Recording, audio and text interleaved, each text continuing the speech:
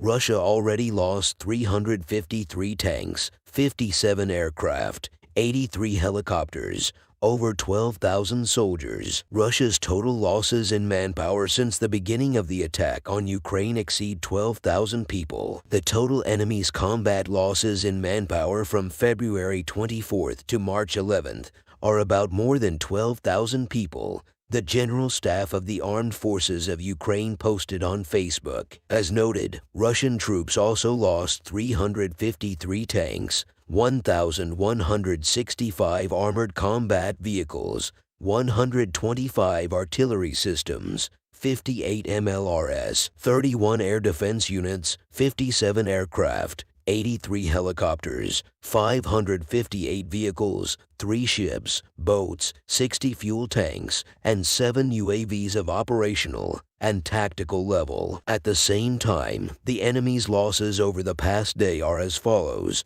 266 people, 18 tanks, 60 armored combat vehicles, 2 artillery systems, 2 MLRS, 2 air defense units, 32 vehicles. The General Staff added that the data were being updated as the calculation was complicated by the high intensity of hostilities